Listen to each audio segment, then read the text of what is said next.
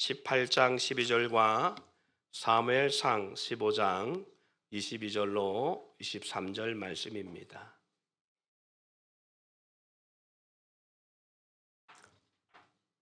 봉독해 올려드립니다. 사람의 마음의 교만은 멸망의 선봉이요 겸손은 존귀의 앞잡이니라. 이어서 사무엘상 15장 21로 23절 말씀입니다. 사무엘이 이르되 여호와께서 번제와 다른 제사를 그의 목소리를 청종하는 것을 좋아하심 같이 좋아하시겠나이까.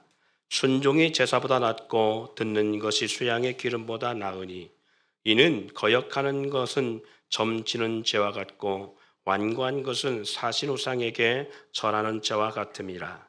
왕이 여호와의 말씀을 버렸으므로 여호와께서도 왕을 버려 왕이 되지 못하게 하셨나이다 하니. 아멘.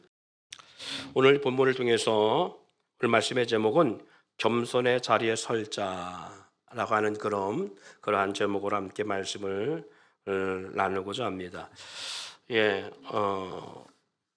자랑은 아닙니다만은 목회를 신학을 하게 되어지고 신학을 공부하면서 지금까지 사명이라는 그런 틀 안에서 오면서 60이 가까우는 그런 나이가 되어지기까지 거의 한 40년 이상을 달려오면서 제가 해보고 싶은 것은 해본 적이 별로 없는 것 같아요. 가보고 싶은 거 별로 못 가봤고요. 그리고 내가 사역지도 제가 정해서 가본 적이 별로 없습니다. 선배 목회자나 아니면 노예에서도 그렇고요. 노회장을 거친 사람이 또 그리고 노회장을 할 때 노회장 시절에도 마찬가지입니다만은 그런 비아냥하는 소리를 좀 들었습니다. 아니 교회 노예 어른인데 노회장 때려지면 노예 어른인데 언제까지 카메라 들고 다닐 거냐고 그런 이야기를 많이 들어요. 어제도 우리 찬양단 5시 모임을 제가 참여하지 못하고 연무대 육군 훈련소 진중 세례식을 참여하고 오면서 저는 한 컷도 사진을 나오지 못했어요. 사진 찍느라고. 사실 세례자로 참여해야 되는데 사진을 찍느라고 막 정말 동무서주 뛰어다니고 우리 훈련병들이 한 1,000명 가깝게 되어지고 그리고 우리 세례자도 한 100여 명 되어지는데 그렇게 뛰어다니면서 분주하게 뛰어다니면서 어떻게 보면 일개 집사처럼 그렇게 뛰어다니는 그런 시간을 갖고 누가 알아주지도 않아요. 알아줄 것도 없고 돈도 되는 것도 아니고 내 돈 써가며 다니며. 근데 왜 그렇게 합니까? 많은 분들이 저한테 물어요. 돈도 안 되고 그리고 자비량 자기 돈 써가면서 왜 이렇게 다닙니까? 어떤 분들은 제가 정치적 야망이 있어서 그렇다고 생각을 해요. 정치적 야망이 있으면 그렇게 안 하죠. 실적으로 뭐하러 그렇게 합니까? 근데 부탁을 받았어요. 도와달라고. 사진 좀 찍어달라고. 그러니까 그런 것들을 못 물리치는 총회일이든 노회일이든 어떤 기관이든 그렇게 못하는 그냥 제가 하고 싶은 대로 제가 지금 이 나이에 60이면 무릎도 뻐덕뻐덕 하는데 쫓아다니면서 사진 찍어가면서 오르내리고 그렇게 해야 되겠는가라는 생각도 제 자신이 많이 생각을 가져요. 그래서 불구하고 그 순간에 묵상하면 이게 하나님의 부르심이라면 이게 하나님의 뜻이라면 섬기는 일인데 섬기는 일에 영광받는 일도 아니고 그리고 주목받는 일도 아니고 뒤치다꺼리하는 일인데 그런데 섬기는 일인데 하나님이 우리를 통해 부르신 일이 섬기는 일이라고 나도 너희를 섬기러 왔노라 했는데 섬기는 일에 내가 게으르면 하나님 앞에 내가 불충한 인생이 아닌가 그런 생각 때문에 지금까지도 부름의 현장에는 달려간 적이 있어도 제가 하고 싶은 대로 해본 적은 별로 없어요. 그래서 괜히 바쁘고 괜히 힘들고 괜히 지치고 괜히 시간 빠깨고 힘든 그런 시간들을 갖습니다. 우리 서울에서 우리 미숙이와 우리 형제를 만나가지고 저녁에 차 마시는 시간이 있었어요. 그것도 갑자기 총회에서 대전연합회에서도 제가 못 갔는데 총회 마침 저희 교단에서 총회 서울광장에서 성탄 트리 점등식을 하는데 와서 사진 좀 찍어달라고 하는 바람에 올라갔습니다. 올라가서 거기서 만났어요. 만나서 같이 대화할 수 있는 시간에서 너무 감사한데 안 갔으면 거기 가서 차 마시고 대화할 수 있을까? 간 게 또 너무 감사한 거야. 또 와준 것도 감사하고 그래요. 뭐 갔다 오면서도 사실은 뭐 전혀 경비주가 대준 건 아니에요. 제 돈으로 가야만 되는 그런 상황 속에 간 것은 말씀드린 것처럼 부르심에는 하나님의 뜻이 있지 않을까. 그런데 하나님이 어떤 미래적 역사를 위해 부르셨는데 내가 현 형편이 안 되고 내가 마음이 준비가 안 되고 내가 굳이 뭐 이런 마음으로 내가 거부했을 때 먼 훗날 하나님이 놀라운 계획을 세우시고 부르셨을 때 그것에 노해서 그 일에 합당치 않은 자가 되어지면 저는 그게 두려운 거예요. 사실은 그게 두려워서 어디든 가게 되어지는 역사가 주어지지 않았나 싶습니다. 고난이 유익이라는 말씀이 있습니다. 고난이 유익이라. 그것은 뭐냐면 내가 고난 당해봐야 이게 내 뜻대로 안 되는구나. 내 힘으로는 불가능한 일이구나. 그리고 하나님 붙잡지 않으면 안 되는구나. 그런 생각을 갖게 합니다. 여러분 이스라엘 백성 이스라엘이 왜 2000년 전에 예수님께서 진노하시며 이스라엘의 그 성전에서 예루살렘 성전에서 예수님은 그들이 행하는 일을 전부 다 거부하셨을까? 그리고 그들의 제사를 받지 않기로 작정하시고 누가 내 성전의 문 들어오는 것을 좀 막아달라고 말씀하시면 저들은 내 마당말 밟을 뿐이라고 말씀하시며 저들의 제사와 예배를 그렇게 거부하셨을까? 그것은 바로 이스라엘 백성들의 교만 때문이지요.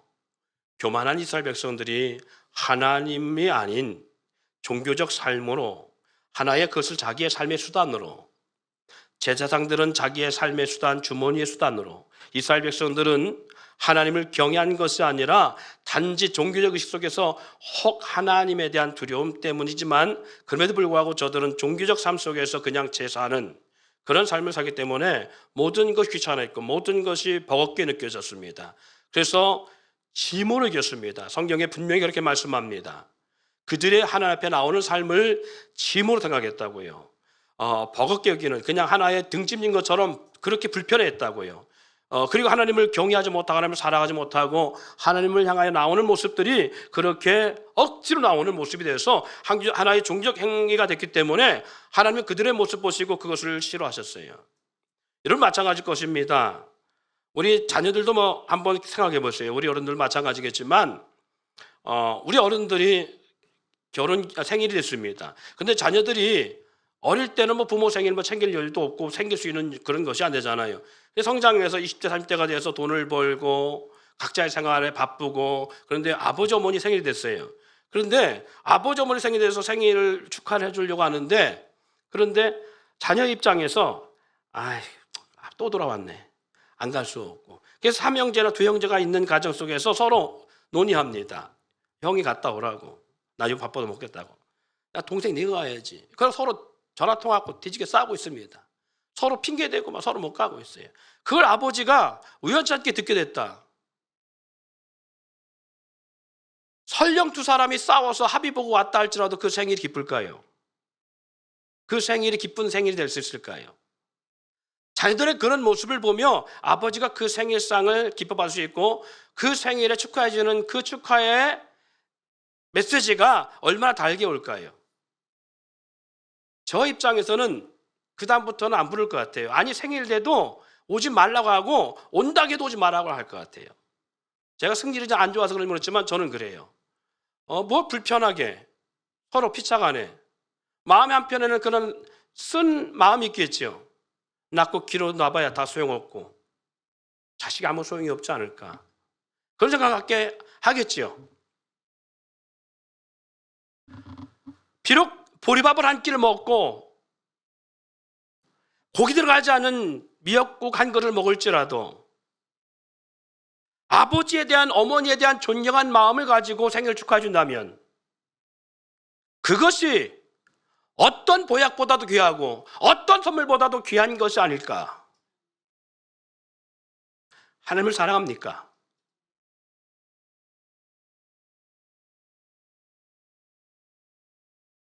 우리는 하나님 앞에 나 자신을 자문해 볼 수 있기를 원합니다. 내가 정말 하나님을 사랑하는지,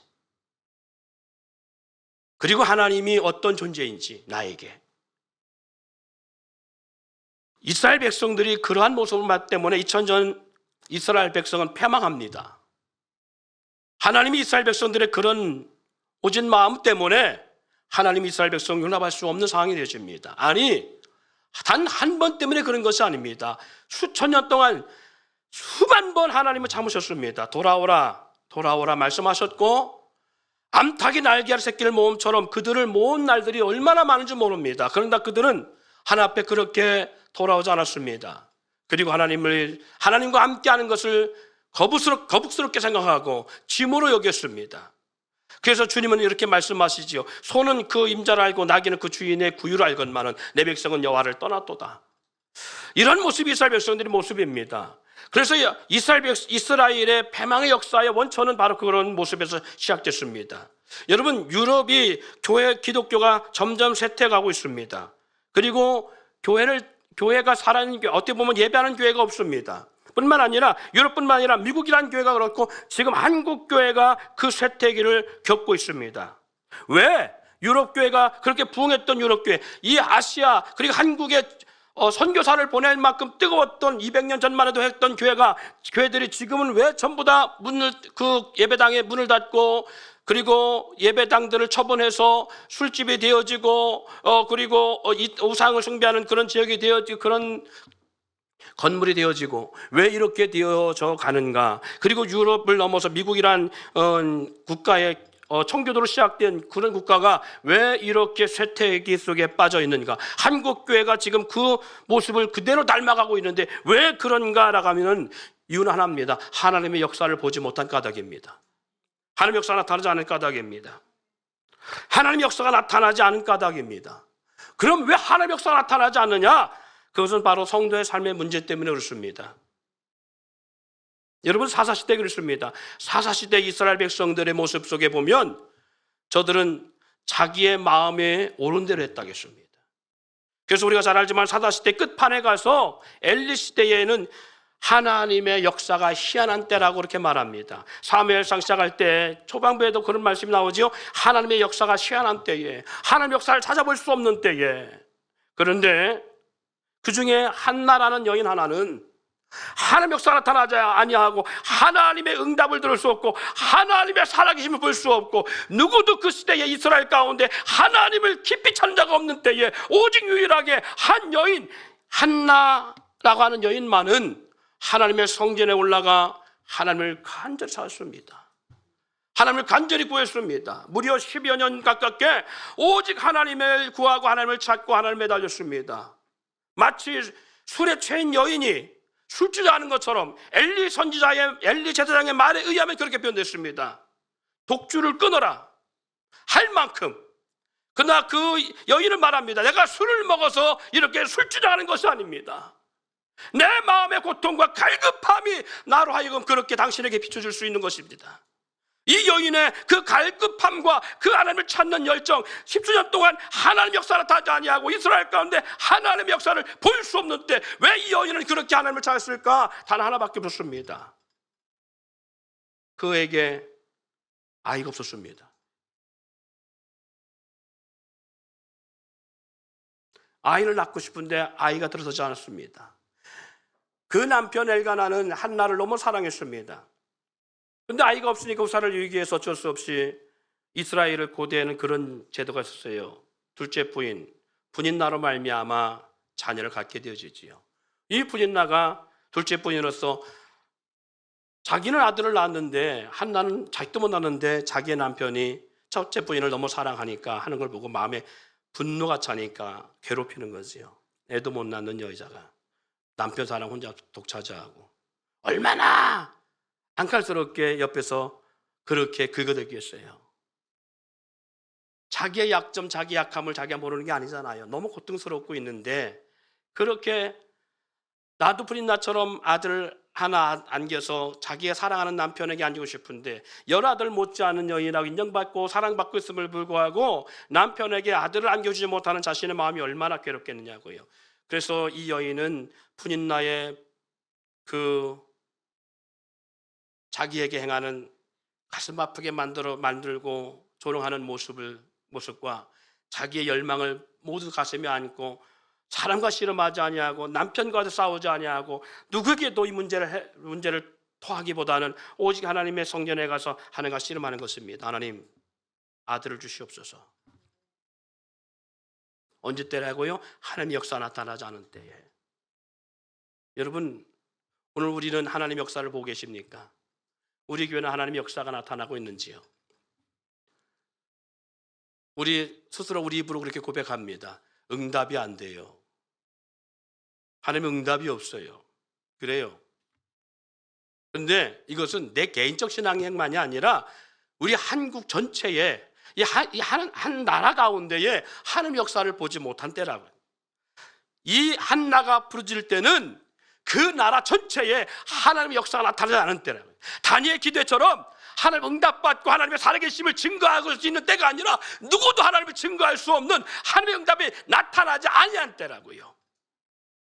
그래도 이 땅은요, 우리가 지난 21일 동안 다니엘 기도했습니다마는 얼마나 많은 사람들이 하나님을 경험하고 있습니까? 얼마나 많은 사람들이 하나님의 살아계심과 하나님의 역사와 하나님의 응답과 하나님의 오묘함을 경험하고 있습니까? 우리는 그걸 간주로 들었잖아요. 근데 그것마저도 없는 때가 같은 때가 바로 한나의 때였습니다. 그럴 때에 한나는 하나 앞에 나가 부르짖습니다. 무엇이? 자기의 약함과 자기의 고난과 자기의 아픔. 하나님이 아니면 안 된다는 것 때문에 수단 모든 걸 다 방법 다 동원했지만 안 되지만 오직 하나님만이 할 수 있는 일이기 때문에 사람의 방법을 도저히 할 수 없는 일이기 때문에 하나 앞에 와서 부르짖는 것입니다. 하나님, 아들을 주시옵소서. 그 아들 주시면 내가 하나님의 하나 앞에 드리겠나이다. 머리 삭돌되지 아니하고 그리고 오직 하나님의 앞에 드림을 통해 하나님 영광을 쓰임 받을 수 있는 아들 되게 하겠습니다. 하나님은 이 기도를 들으시고 역사하셨지요. 하나님 역사가 희한한 때에 이 여인은 무릎 꿇을 수 있던 것은 하나님 역사를 봐서 그런 무릎 꿇는 것이 아니에요. 자기의 삶이 너무 고통스러우니까, 자기의 삶이 너무 힘드니까, 자기가 너무 열망하고 있는 것이 있으니까, 자기의 마음의 고통이 너무 심하니까. 사랑하는 여러분, 그래서 고난의 위기입니다. 누가 하나님을 찾는 줄 아십니까? 하나님을 찾는 것은 내 이 고통을 내 힘으로 그 어떤 방법으로 해결할 수 없다라고 느껴질 때입니다. 어떻게 보면 아니라고 평안할 때는 하나님을 찾지 않습니다. 오히려 그것이 짐입니다. 우리 성도들도 마찬가지입니다. 우리 다음 세대도 마찬가지입니다. 우리는 하나님에 대한 귀함을 갖지 않습니다. 하나님이 얼마나 중요하고 하나님과 함께하는 것이 얼마나 우리가 복인지를 잘 모릅니다. 그런데 언제 알게 되느냐? 내 삶에 극심한 고통이 올 때, 내 삶에 처절함이 다가올 때에, 내 힘으로 어찌할 수 없을 때에, 내 인생인데 내가 내 마음대로 할 수 없는 때가 있구나. 내가 내 인생인데 지금까지 나는 내가 내 마음대로 나를 컨트롤하고 내가 내 마음대로 살아갈 수 있는 줄 알았는데 그게 아니구나. 그때 압니다. 그때 무릎 꿇을 수 있습니다. 그때 하나님을 찾을 수 있습니다. 그때 하나님 앞에 나올 수 있습니다. 그때 예배할 때는 오늘의 예배자 모습과 다릅니다. 어쩔 수 없이 짐을 지고 정말 하기 싫은 거 억지로 오는 것이 아니라 하나님을 찾는 간절한 마음이 나를 알고 하나 앞에 나와 예배할 때에 간절함을 가지고 예배하게 되어 있습니다. 여러분, 교만과 겸손의 차이가 뭔지 아십니까? 오늘 본문 가운데 말씀합니다. 사람의 마음의 교만은 멸망의 선봉이요 겸손은 존귀의 앞잡이라고요. 사무엘 선지자가 사울에게 말씀한 거지요. 여호와께서 번제와 다른 제사를 그의 목소리를 청종한 것 같이 좋아하심 같이 좋아하시겠느냐. 따라합시다. 순종이 제사보다 낫고 듣는 것이 수양의 기름보다 나으니. 그래요. 순종이 제사보다 낫고 듣는 것이 수양의 기름보다 낫다고 말합니다. 이는 거역하는 것은 점치는 죄와 같고 완고한 것은 사신 우상에 절하는 죄와 같음이라. 하나님의 역사가 나타나지 않은 것은 우리가 하나님을 믿지 못하기 때문이요, 하나님을 온전히 따르지 못하기 때문이요, 하나님을 온전히 바라보지 못하기 때문이고 하나님을 경외하지 못하기 때문입니다. 삶이 하나님을 경험하지 못하는 삶의 속에는요, 그 세대로 끝나지 않고 다음 세대는 더더욱 하나님을 경외하지 않고 살아갑니다. 그래서 오늘 그 이유가 바로 뭐냐면 우리가 겸손해지지 아니하고 교만해지기 때문에 그렇습니다. 여러분, 교만과 겸손의 성경적 본질은요, 교만은 하나님의 뜻대로 사는 것이 아니라 내 뜻대로 사는 게 교만이고, 겸손은 하나님의 뜻대로 사는 게 겸손이에요. 어떤 모습과 생각과 삶이 있을 때에 우리는 교만해지고 겸손해질 수 있을까? 그 과정을 오늘 우리가 좀 잠깐 나눠보렵니다. 내가 교만한 사람인지 겸손한 사람인지, 저는 늘 생활 속에 이것을 점검해 보면 내가 참 교만한 사람이구나라는 걸 경험할 때가 참 많이 있습니다.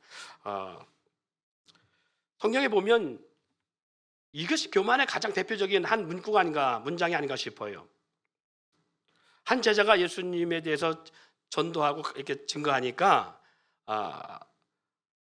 전도받은 나단에 이렇게 말합니다. 나사렛에서 무슨 선한 것이 날 수 있느냐고요. 요한복음 1장 46절에 그렇게 기록하고 있지요. 나단에게 전도하니까 나단에게 말합니다. 그때 나단 이렇게 말합니다. 나단에 이르되 나사렛에서 무슨 선한 것이 날 수 있느냐. 그랬더니 이를 나다나엘을 전도한 빌립이 와보라 말하죠. 예, 사랑하는 여러분, 빌립이 지금 나다나엘을 전도하는데 예수님에 대해서 증거하고 전도하고 있는 거예요. 그랬더니 예수님이 어서 고향이 어디라고요? 나사렛. 그런데 나사렛은 선한 것이나, 신학적인 의미는 여러 가지 해석이 있습니다만은 그런 모든 의들을 다 빼버리고요. 나다나엘의 표현을 통해서 우리도 다르지 않지 않나라는 생각을 해봐요. 여러분 다 알다시피 제가 사는 집은 보문산 입구에 살잖아요. 근데 보문산을 모르는 사람이 없어요. 전국적으로 보면 다 압니다. 그리고 보문산에 뭐 볼 게 있는지 그 사람들이 많이 몰려. 주말 되면 보문산에 막 차량이 출납이 있습니다.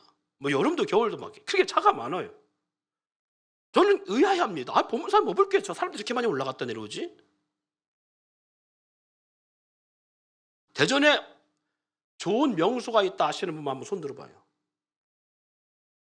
대전 맛집이 유명하다 하시는, 대전은 전국적으로 제일 유명한 맛집이 많다라고 인정하시는, 봐요. 우리 교도 없어. 그런데 외지 사람들은요, 대전처럼 맛집 많은 데가 없대. 제가 태어나고 장태산 밑에 태어나고 살았습니다만은 장태산 별로 볼 게 없어. 근데 지난 주말에 장태산 몇 터졌습니다. 그 하루 사이에 50만인가 왔다 갔대. 40만인가 왔다 갔대. 뉴스에. 의아하지 않습니까? 이게 뭐냐면 지역에 대한 내 생각이에요. 자신이 사는 지역에 좋은 것이나 자랑할 만한 것이 없다는 생각과 판단들, 이것이 우리가 갖고 있는 거잖아요. 대전에 뭐가 선한 곳이 있어? 대전에 뭐 먹을 것이 있어? 대전에 가볼 만한 곳이 뭐 있어? 대전에 맛집? 제가 추천할 만한 맛집이 없어요. 대전에 구경할 만한 곳 특별하게 없습니다. 보여줄 만한 것도 없고 가볼 만한 것도 없고요. 그게 바로 대전의 모습인데 외지 사람들은 대전 하면 환장합니다. 대전 너무 좋아해요. 그리고 대전이 제가 볼 때는 살기 좋을 만한 곳은 아니에요. 그렇다고 무슨 월급이 많이 나와, 돈이 가치가 대전이 생산성 있는 도시도 아니잖아요, 그렇죠? 그러니까 봐요, 우리 교회 student들도 보면 막 취직하러 서울로 가고 부산으로 가고 다 외지로 가잖아. 대전에 앞으로 취직할 사람들, 대학 졸업하고 있는 사람들 대전에서 나 대전이 좋아, 나 대전에 있을 거야, 이런 별로 없습니다. 우리 드럼 치는 우리 민혁이도 저기 서울 올라가려고. 그렇지? 3대 그룹 가운데 하나, 삼성, 현대, 이런 데로 가려고. 보세요. 대전에 있을 만한 게 없어. 대전에 선한 곳이 있어요. 그 다 외지로 가요. 대전에 어디 직장, 어디 가고 싶어도 갈 만한 곳이 없어, 또. 그래서 별 먹을 만한 것도 없고요. 가볼 곳도 없고요. 있을 만한 곳도 못 되고요. 다 그래요. 그런데 외지에서 보는 대전은 달라요, 또. 제가 이 말씀을 드리는 것은 제가 대전을 평가절하를 하려고 하는 게 아니에요. 대전 사람이 갖고 있는 사고의 의식들입니다. 내가 살고 있는 내 지역에 대한 내가 뭐하다? 평가절하하고 있는 삶이에요. 이게 저만 그래요? 우리는 안 그런가요? 우리 모두는 안 그런가요? 다 마찬가지일 거라고 봅니다. 사람은 안 그런가요? 내가 생각하는 사람에 대한 기준이 뭐예요? 내가 속한 그룹, 내가 속한 학급, 내가 속한 지역의 사람들, 내가 아는 사람들, 우리가 어떻게 생각합니까? 귀하게 생각합니까? 아니면 자랑할 만한 사람이 없고 내세울 만한 사람이 없다고 생각합니까? 좋은 사람 시켜달라는데 소개시켜줄 만한 사람이 있어요? 뭔가 자랑할 만한 사람이 내 곁에 있어요? 그 기준이 뭐냐라고 했을 때에 정말 자랑할 만한 사람이 없어서가 아닐 수 있습니다.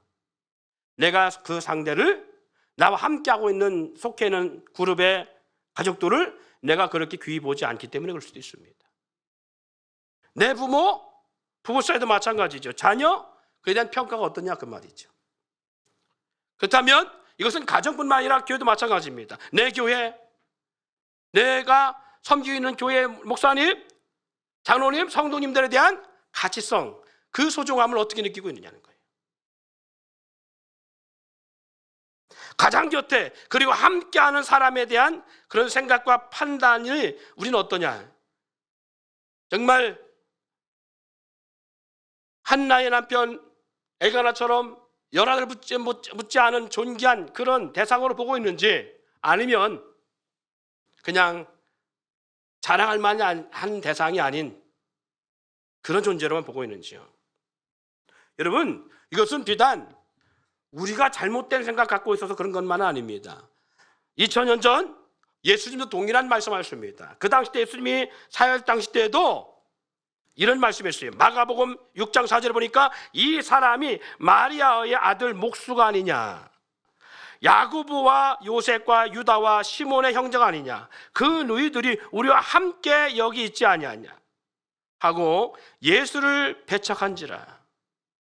예수께서 그들에게 이르시되 선자가 자기 고향과 자기 친척과 자기 집 외에는 존경을 받지 못함이 없느니라 하시며, 같은 맥락 아닐까요?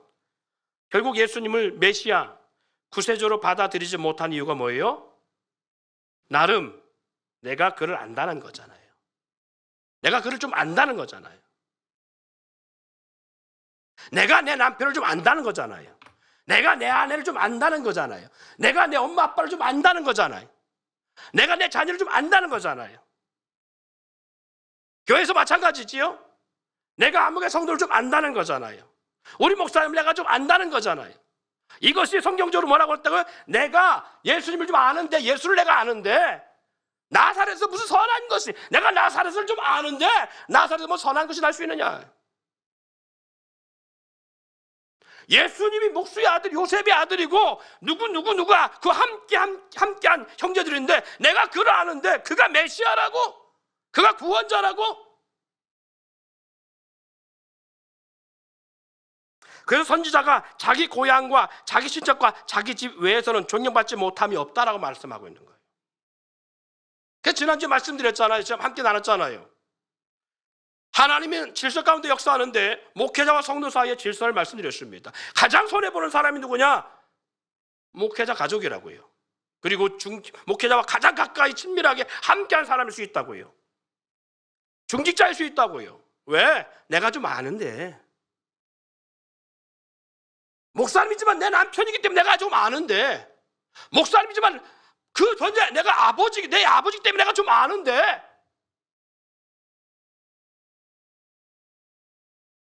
목사를 별 수 있어? 마치 그런 것 같아요. 안다라는 거잖아요.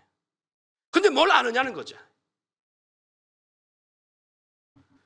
목수의 아들 요셉의 아들이지만, 마리아의 자녀지만, 아들로 태어났지만, 그러나 성경이 말씀한 것처럼 그는 성령으로 잉태된 자요, 하나님의 영이 그와 함께한 자로 말미암아 메시아라는 사실보다는 뭘 보고 있느냐? 육의 모습을 보고 있는 거잖아요. 우리 마찬가지입니다. 왜 귀히 여기지 않느냐? 한 공동체 안에서 귀히 보지 못하느냐를 했을 때에 우리가 뭘 보느냐면 바로 육의 모습을 보는 것 때문에. 그래서 뭐가 안 이루어지냐면 서로 존경함과 그리고 서로 존중함이 이루어지지 않는 거예요. 믿음의 가정 안에서 공동체가, 부부 사이가 한 공동체 가족이라는 이 귀한 공동체가 왜 서로 다투고 싸우느냐? 이걸 보지 못하기 때문에 그래요. 서로 귀하게 보지 못하고 그 안에 누가 함께하고 있느냐? 성경 말씀합니다. 너희 안에 거하시는 이는 하나님이시니 하늘과 땅의 모든 곳에 가시신 주님이 세상 끝날까지 내가 너희와 함께하리라 했습니다. 그런데 우리는 그 말씀의 본질보다 뭐 보느냐? 그냥 암흑에 내가 너를 아는 그 수준.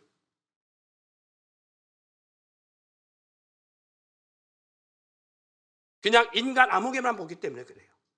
인간 예수를 봤기 때문에, 인간 선자 이전에 인간 암흑을 봤기 때문에 선지자는 고향에서 친척 자기 집에서는 존경받을 수 없던 것처럼 우리 모습이 그렇습니다. 나를 안다는 것 때문에 내가 아는데 그곳에 그런 사람이 결국 눈으로 보고 내가 경험한 모든 것으로 상대를 판단하고 결정한 그 오만이 서로 상대를 신뢰하지 못하고 인정하지 못하고 오히려 예수 그리스도를 고발하고 십자가에 죽이는데 내어놓는 모습을 갖게 되어집니다. 여러분, 이런 모습은요 어떻게 어디서 나타나냐면 배울수록 나타납니다. 나이 먹을수록 나타나고요, 똑똑한 사람일수록 더 그럴 수 있습니다. 물론 개중에 알 수 있어요. 그러나 보편적으로 그렇다는 것입니다. 자녀가 많이 배우고 똑똑하고 출세하면 부모의 말씀을 가볍게 듣고 무시하는 것과 다르지 않겠죠. 부모가 귀히 여기지 않고 부모님에 대한 존경함이 사라집니다. 오히려 연약하고 무지하고 부족할수록 자녀는 부모를 위해 살고 부모를 귀하게 보지요. 옛말에 맞고 자란 자녀가 효도하고 배운 자식보다 배우지 못한 자식이 효도한다는 의미가 이런 맥락에서 나오지 않고 있는가, 그렇게 해서 주어진 것들이 아닐까 싶어요. 제가 살아보면서 봐도 그래요. 배울수록요 똑똑하다고 자기의 능력이 남들보다 따라갈수록 점점 뭐 하냐면 부모와 자식 간에도 동일한 모습이 나타나고 신앙은 동일한 모습이 나타납니다. 그래서 교회 생활할 때 다르지 않은 게 바로 그런 거예요. 신앙생활이 오래되고 직분자가 되고 교회 일을 해본 사람이 오히려 교회와 하나님의 일에 대한 중요하게 여기지 않고 가볍게 여기고 교회 일보다 자신의 일을 더 크고 중하게 여깁니다. 하나님과 주의 일에 대하여도 죄에 대한 생각도 신앙의 초보보다 오래 다니면 다닐수록 쉽게 생각하고 쉽게 변하고 쉽게 판단하고 쉽게 우를 범하는 모습을 갖게 되어집니다. 능력이 있으면 자기 능력으로 살며 부모를 경외하지 않듯이 세상적으로 똑똑하고 성공하고 출세하고 능력이 있으면 교회와 교회 일을 가볍게 여기고 하나님의 일과 주의 종을 자기 마음대로 판단하고 무시합니다. 이것은 이스라엘과 지금 우리와 전혀 다르지 않아요. 예수님 시대의 이스라엘처럼 주의 말씀을 신뢰하지 못하는 것처럼 말씀대로 순종하지 못하고 겸손하지 못한 교만한 마음으로 변질된 것과 다르지 않습니다. 그래서 고린도전서 1장 26절 29절 말씀에 이렇게 말씀을 기록하고 있지요. 형제들아, 너희를 부르심을 보라. 육체를 따라 지혜로운 자가 많지 아니하며 능한 자가 많지 아니하며 문벌 좋은 자가 많지 아니하도다. 왜 하나님이 부르심을 입은 자들 가운데 육체를 따라, 이것은 인간을 부르셨는데 하나님은 사람을 부르실 때에 하나님이 부르신 사람 가운데 보면 지혜로운 자가 많지 않고 능력 있는 자가 많지 않고 문벌 좋은 자가 많지 않다. 그럼 하나님은 어떤 사람을 부르셨느냐? 어떤 사람을 택하셨느냐? 27절 말씀 같이 읽을까요? 시작. 그러나 하나님께서 세상에 미련한 것들을 택하사 죄 있는 자들을 부끄럽게 하려 하시고 세상에 약한 것들을 택하사 강한 것들을 부끄럽게 하시고 하나님께서 세상에 찬한 것들과 멸시받는 것들과 없는 것들을 택하사 있는 것들을 폐하려 하시나니 이는 아무 육체도 하나님 앞에서 자랑하지 못하게 하려 하십니다. 보세요. 하나님이 부르신 자들 가운데 보니까 그 사람에 따라 보니까 지혜 있는 자, 문벌 좋은 자, 능력 있는 자를 부르신 것이 아니라 어떤 자? 세상에 미련한 자들을 택했다고 했어요. 약한 자들을 택했다고 했어요. 천하고 멸시받는 자들, 없는 자들을 택하여 하나님은 그들을 통해서 하나님의 일을 하게 하시고 하나님의 영광을 위해 사용하시고 하나님의 비전을 이루어 가시고 하나님의 뜻을 성취해 가시고 있음을 볼 수 있습니다. 왜 하나님은 이렇게 무지한 자, 가난한 자, 없는 자, 약한 자를 통해 일하실까? 하나님은 아브라함에게 말씀하신 것처럼 하나님은 전능하신 분이십니다. 전능한 하나님을 인정하십니까? 못하실 것이 없는 분이란 얘기지요. 하시다는 것은 모르시는 것이 없고 못하실 능력이 없는 분이란 얘기입니다. 하나님이 그 역사는 죽은 자를 살리시고요, 없는 자를 있는 것처럼 불러내시는 분이십니다. 인정하십니까? 그래요. 아브라함이 99세가 되도록 하나님의 비전과 뜻을 이뤄보려고 얼마나 아브라함이 고전분투했겠습니까? 우리가 너무 잘 알지요. 65, 75세에 부름을 입은 아브라함이 하나님의 비전을 이루기 위해서 자기가 얼마나 많이 노력했어요. 하지만 아브라함이 몸부림치면 칠수록 그는 그의 자손들이 감당하기 힘들 일들을 만들어내는 장애만 낳았습니다. 이게 무슨 말인 줄 아세요? 지금 이 지구상에 큰 전쟁이 두 건 일어나 있죠. 먼저 일어난 전쟁이 뭐예요? 러시아와 우크라이나 전쟁이죠. 그리고 40일 전에 일어난 전쟁이 있습니다. 이스라엘과 팔레스타인들과의 전쟁입니다. 이스라엘은 지금 어디를 말하냐? 바로 지금 여기 말하는 아브라함 후손을 말합니다. 이삭의 후예를 말합니다. 이들이 바로 이스라엘입니다. 그럼 팔레스타인들은 누구냐? 바로 아브라함이 자기 방법으로, 자기 뜻으로 하나님의 비전을 이뤄보려고, 하나님의 목적을 이뤄보려고 했고, 그래서 하나님의 방법이 아닌 자기 방법으로, 사람의 수단으로, 사람의 방법으로 후사를 이어보려고 해서 얻은 자식입니다. 바로 이스마엘. 그리고 야곱의 형 에서의 후예들입니다. 보세요. 하나님의 방법을 했다면 이스마엘 후예는 나오지 않았습니다. 다시 말해서 이슬람은 없었어요. 이슬람 자체는 없을 수 있었습니다. 결국은 이게 종교전쟁 같지만 실제로는 그렇지 않습니다. 바로 이스마엘이라고 하는 사람의 수단 방법으로 후사를 삼고자 갖게 된 이 후손의 역사가 지금 팔레스타인들입니다. 그러니까 사람의 수단 방법을 동원하면 내가 지금 뭘 하고 있는지 모르는 거예요. 먼 훗날에 그것이 나에게 얼마나 악재로 오는지 몰라요. 먼 훗날에 정말 하나님의 뜻을 이루는 내 자녀들 중에서 어떠한 일을 만들어낼 것인지 알지 못하는 거예요. 제가 처음에 서른 시작하면서 말씀드렸잖아요. 제가 하고 싶은 대로 못하는 이유는 하나라고. 혹 이것이 훗날 하나님의 뜻을 가로막는 가장 큰 장애가 될 수 있을 때. 그러나 누군가의 부름을 통해서 순종하고 가게 되는 것은, 하기 싫어도 억지로라도 갈 수밖에 없는 것은, 그것이 하나님의 뜻이라면 이것 때문이라고요. 지금도 마찬가지입니다. 그래서 저는 일찍 목회자가 됐습니다만 지금 제가 목회자 되지 않았을 때도 마찬가지일 거예요. 목사님이 이것 좀 하지 오늘. 목사님 저 오늘 일정 있는데요. 일정이 젖어 있다 할지라도 아니야 이것 좀 먼저 해놓고 가라고 하면 저는 일정을 캔슬내고서도 해요. 왜? 이러다가 무슨 일을 할지 모르잖아. 목회자의 말을 어기고 뭔가 했을 때 문제 터지면 이게 불순종의 결과구나. 이게 얼마나 치명적이에요.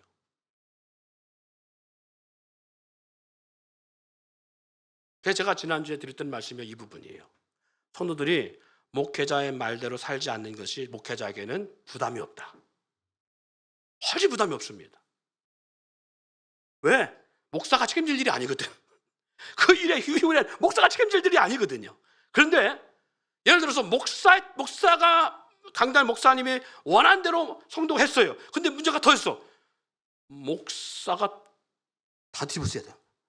그게 부담 100배인 거예요. 근데 제가 지금까지 살아온 결과 목회자에게 순종해서 잘못된 적이 없어요. 그리고 성도 삶도 마찬가지 제가 보면. 그리고 하나님이 책임지시더라고요. 하나님이. 여러분, 아브라함이 자기의 뜻대로 행함을 통해 갖게 된 것이 뭐냐면 바로 그의 자손들이 결국은 이 엄청난 시련의 역사를 수천 년 동안 겪게 되어지는 것들이에요. 그런데 그렇게 해서도 온전한 역사를 주지 못하는데 99세 하나님이 나타나서 하신 말씀이 너는 내 앞에서 완전해. 나는 전능한 하나님이라. 아브라함은 자기의 수단을 다 수단 방법으로 감당해보려 몸부림쳤지만 아브라함이 할 수 있는 건 하나도 없었습니다. 오히려 하나님의 역사를 역행하는 장애를 만들었을 뿐입니다. 그가 자기의 방법과 모든 수단을 동원하고 하고서야 알게 된 게 비로소 주님 앞에 두 손 두 발 다 들고 빈손으로 죽은 자의 모습처럼 서는 역사가 나타납니다.